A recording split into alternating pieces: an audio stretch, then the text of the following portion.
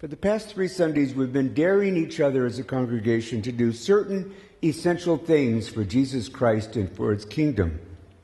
We have dared each other to believe, to commit to God, and to be generous. Last Sunday, Bobby focused on 3 areas in which we can be generous.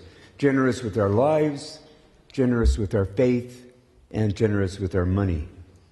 Each week we've seen that accepting these dares takes courage.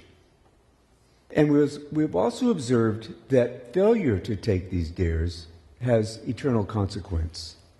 From having no relationship with God to essentially being worthless in God's kingdom. We don't want either. On the other hand, we've seen that accepting these dares and these challenges, if you would rather use that word, makes our lives useful and make us a blessing to the people around us. Today we're going to be attentive to God's dare or challenge to love one another. So I'd like us to join Jesus and His disciples in that upper room where they shared a meal the night before He died on the cross. It's interesting to note the different ways that Matthew, Mark, and Luke tell the story as opposed to the way John tells the story. Matthew, Mark, and Luke, apart from some small differences, essentially tell the same story. The odd man out is John. He structures his gospel not as a history, but as a letter with an aim of encouraging people to believe. He says at the end of his letter, his gospel, these things have been written that you might believe. John, throughout the entire gospel that bears his name, is daring us to believe. Now, back to that room. They're gathered for the Passover. And Luke tells us, he's the only one that does, that an argument breaks out among them as to which one of them is the greatest. It's ironic. Just hours before Jesus dies for them, they're arguing over which one of them is the greatest. Well, Jesus had a very dramatic way of ending that argument. The Gospel of John tells us how Jesus began to wash their feet. So He got up from the table, took off his robe, wrapped a towel around his waist, and poured water into a basin. Then He began to wash His disciples' feet, drying them with the towel that He had around them. The next thing that we see in the upper room is that Jesus identifies Judas as the betrayer, and that Judas quickly leaves. He's got more work to do. He's got more pieces to put into place before he betrays Jesus and hands him over to the authorities. Next, we see Jesus instituting the memorial of his death that we call the Lord's Supper or the Eucharist. What's really interesting is that John doesn't mention this at all in his gospel. Never makes a mention of the bread, the cup, doing things in memory of Jesus till He comes. But in that upper room, we see Jesus taking the bread, giving it to His disciples and saying, "Take this, eat. This is my body." And we see Jesus also taking the cup and giving them the cup and calling it the blood of the new covenant. Now, those words will make a lot more sense to us if we recall an Old Testament story, and we're going to do that in just a few minutes. It's a story about God's covenant that He made with Moses and the Israelites. Now, at this point, Matthew, Mark, and Luke are done with the story of the upper room. They have nothing more to say.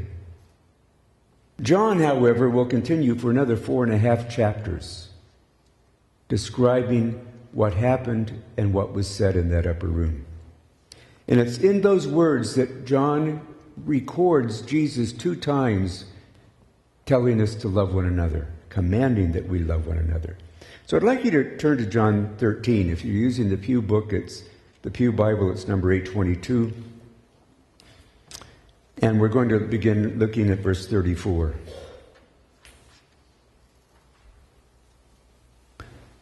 Words of Jesus. "So now I am giving you a new commandment. Love each other. Just as I have loved you, you should love each other. Your love for one another will prove to the world that you are my disciples." Now we've heard Jesus refer to 2 things as new. He talked about a new covenant, as Luke records, this is the blood of the new covenant, which is given for you. And now he talks about a new commandment. Well, this makes perfectly good sense, because you never have covenants without rules. You never have agreements without commandments. That's the nature of a covenant. Even in legal terms today, where there's a covenant, where there's an agreement, there are rules. Whenever God makes a covenant, he gives commandments. Now it's time to look to that Old Testament story I mentioned. Put something in John 13, because we'll come back to it. But go back to Exodus chapter 19. It's on page 58 in your Bible. And in this story, Moses is on the mountain with God, and Moses is given by God this new covenant, this new agreement between God and his people. And he comes down and he delivers this to the people. And we're going to begin in verse 5, where we hear God saying, "Now if you will obey me and keep my covenant, you will be my own special treasure from among all the people of the earth. For all the earth belongs to me. And you will be my kingdom of priests, my holy nation." This is the message you must give to the people of Israel. So Moses returned from the mountain and called together the elders of the people and told them everything God had commanded him. And all the people responded together, "We will do everything the Lord has commanded." So in Exodus 19, we see three elements. We see a covenant, an agreement initiated by God. We see commandments that are given by God, and we see a promise to obedience from the Israelites. Well, that's just the beginning of the story. It's just beginning. Chapter 20, you find a listing of the 10 commandments. So there's at least 10 commandments attached to that covenant. And in the next couple of chapters, you find a lot more commandments. So there's a large number of commandments attached to this. Exodus 24, verse 7. Then Moses took the book of the covenant and he read it aloud to the people. And again, they all responded, "We will do everything the Lord has commanded. We will obey." Then Moses took the blood from the basins and splattered it over the people, declaring, "Look, this blood confirms the covenant the Lord has made with you in giving you these instructions." The blood from these sacrificial animals was a sign and a seal of the veracity of that agreement, God's covenant with Israel. The blood that Moses sprinkled on the people marked them as being in a life-giving relationship with God. And this begins to help us understand what Jesus meant in that upper room when he says, "This is the blood of the new covenant." It's not the blood of a sacrificial animal. He's referring to his blood, which he's going to shed the next day on the cross. The blood of the new covenant that we remember when we drink the cup marks us as belonging to Jesus Christ. We are his. The cup of wine or juice is a sign and seal of the new covenant. As Luke described it, in the same way after supper, he took the cup saying, "This cup is the new covenant in my blood, which is poured out for you." Now, in essence, the Old Testament and New Testament covenants aren't really that different. They both open the door to a renewed relationship with God. By virtue of God reaching out to us through this covenant, he becomes our God. We become his people. Covenants are means for establishing relationships, and an important part of those covenants are commandments.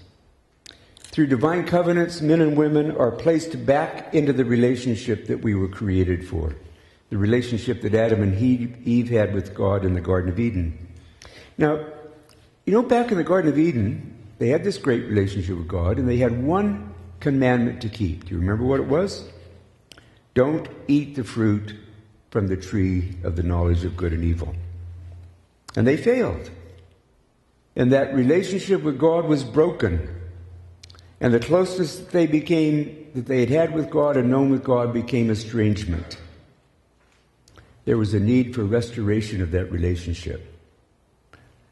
So here's two things you need to remember about the new covenant or the old covenant.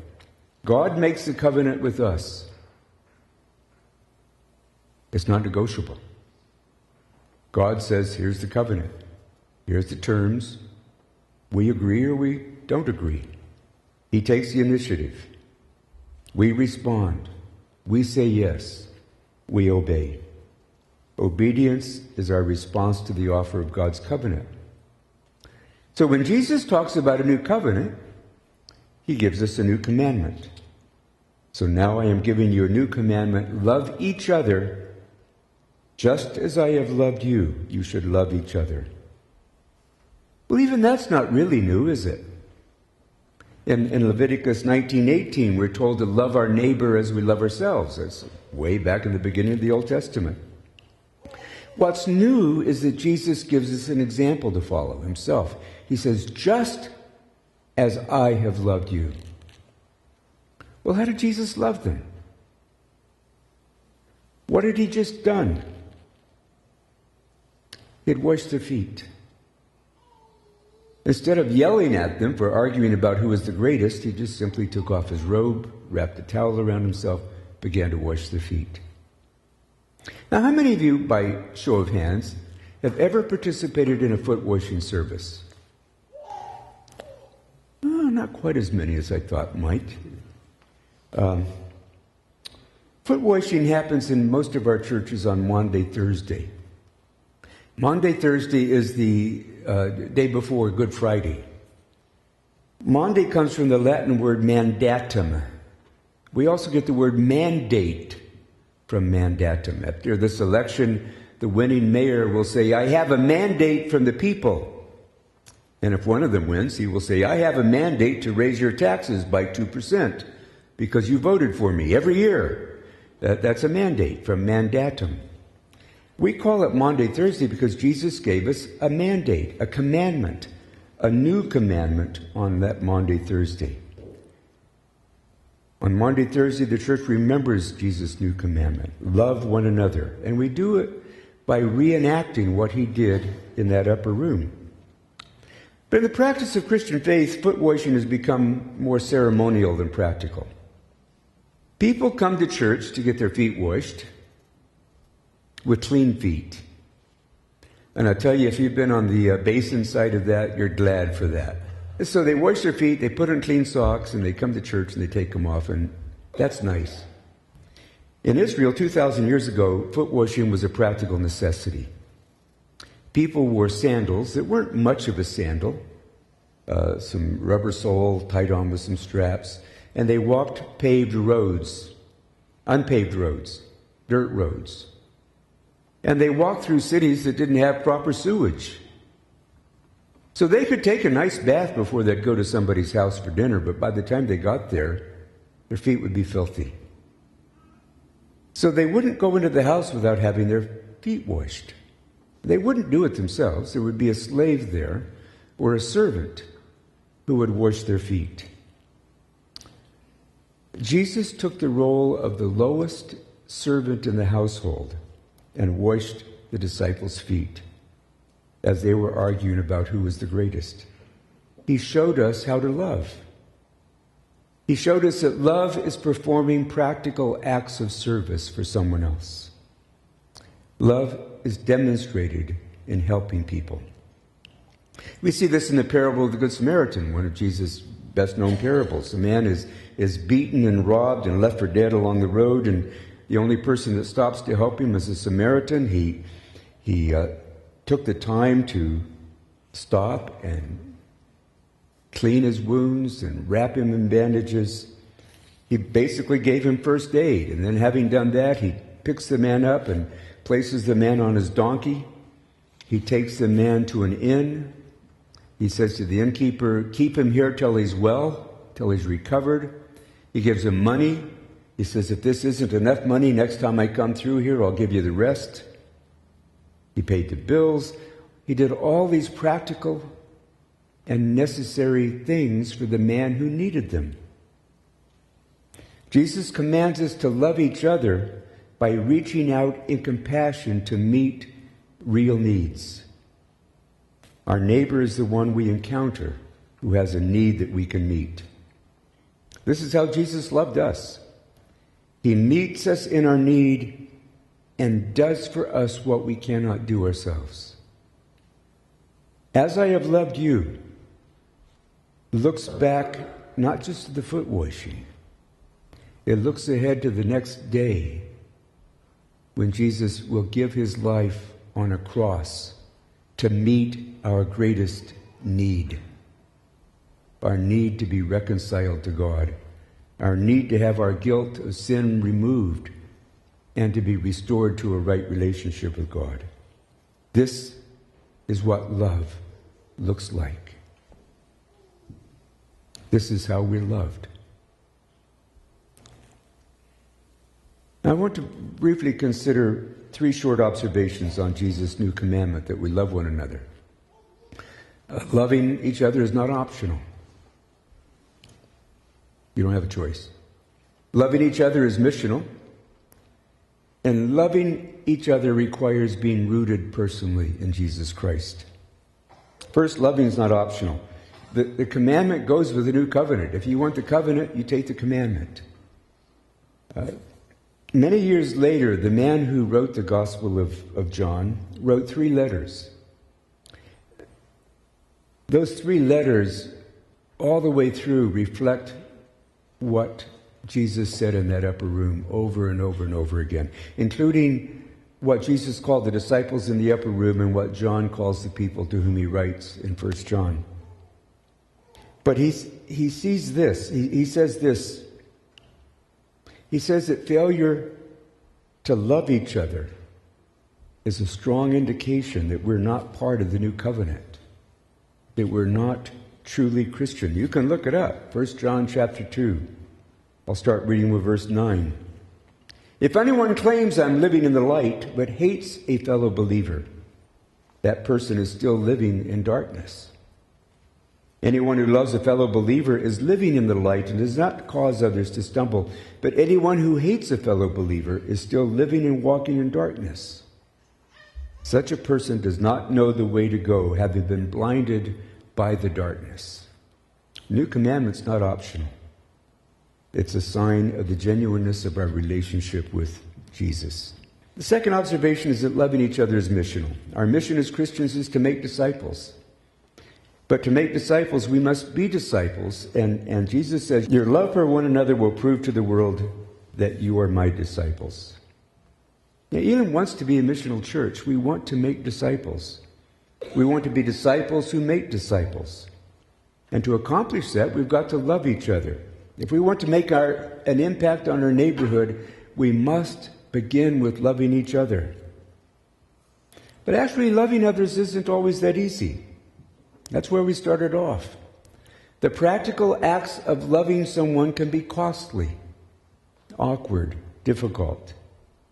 And some people are just not, frankly, as easy to love as others. Some people express a profound love for mankind and yet have difficulty loving individuals. I think there's probably a lot of people like that in the world.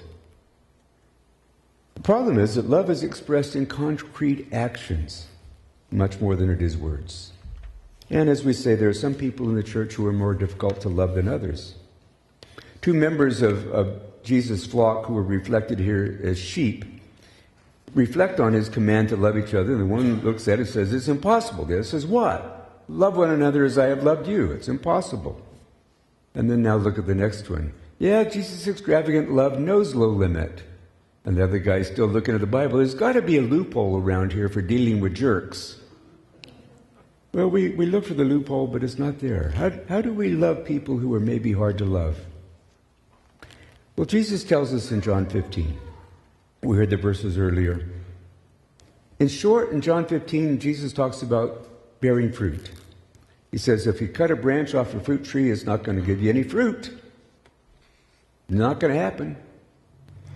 Branches got to remain attached to the tree if you want apples or cherries or Saskatoon berries or whatever you want to take off the tree. Jesus tells us that our lives will only be fruitful if we remain attached to Him.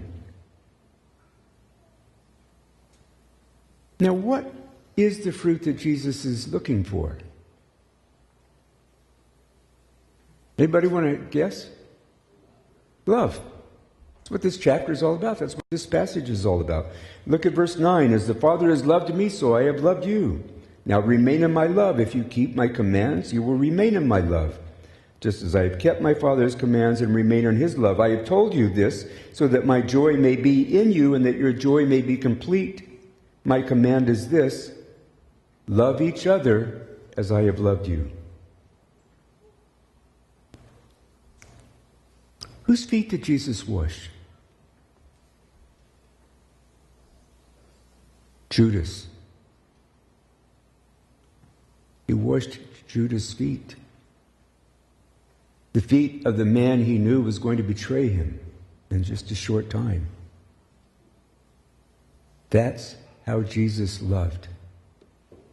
If Jesus can wash the feet of Judas, we can love some people who we're not naturally that comfortable with. But what if there is somebody in the church that we're having trouble with? What do we do? There are two things that we can do. One, we can pray. We can pray that God will change how we see that other person.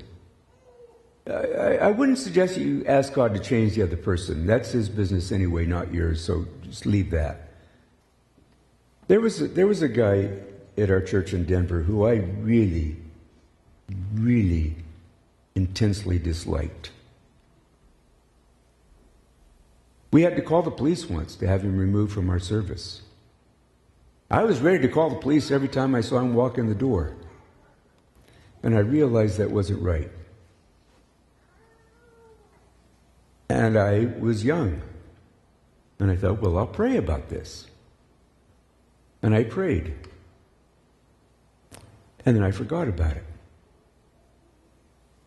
it. And a few days later, maybe it was a week later, I was walking down the hallway of that church. I can remember the exact spot of the hallway, the exact spot it was, and I saw him come in the other door. And I was used to thinking, call the cops, every time I'd see him walk in the door. You know what I wanted to do at that moment? I wanted to hug him. You say, yeah, right. If you know me, you know that I don't hug people. I mean, I'll sort of sometimes let people hug me. I'm not much of a hugger. It's just not in my DNA. I wanted to hug him.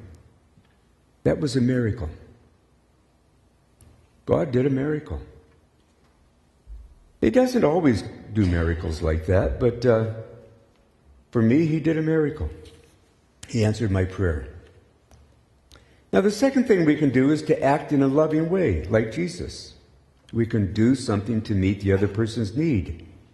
Which of these two pictures best illustrates how Jesus wants us to love each other? Put our arms around each other and sing Kumbaya? Or to stop and help somebody who has a need? It's pretty obvious. Jesus wants to love people by reaching out to them and meeting their needs. In Mere Christianity, C.S. Lewis reminds us that we don't need to feel love in order to act in love. He says this: the rule for all of us is perfectly simple. Do not waste time bothering whether you love your neighbor. Act as if you did. As soon as we do this, we learn one of the great secrets. When you are behaving as if you loved someone, you will presently come to love them.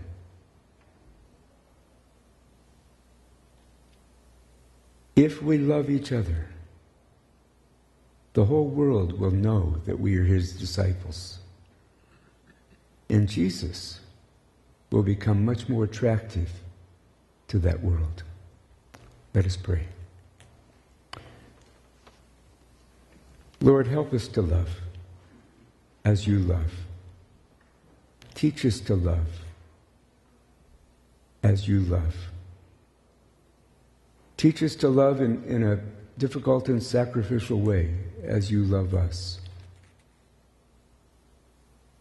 Teach us how to remain so firmly rooted in you, so firmly attached to you, Lord, that love becomes the way we live. For then we will be truly equipped to reach your world, a world that is estranged from you, a world that needs a relationship with you. For we ask it, Jesus, in your name. Amen.